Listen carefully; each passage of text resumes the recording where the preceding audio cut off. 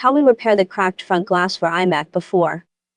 We used to UV glue and stickers to attach the new glass together. Now we have new technology which is to using OCA film instead of UV glue or sticker. This way the touch is more sensitive and no gap between new glass and LCD screen. It will bring more clear image after you replace. Let's see how we do this process.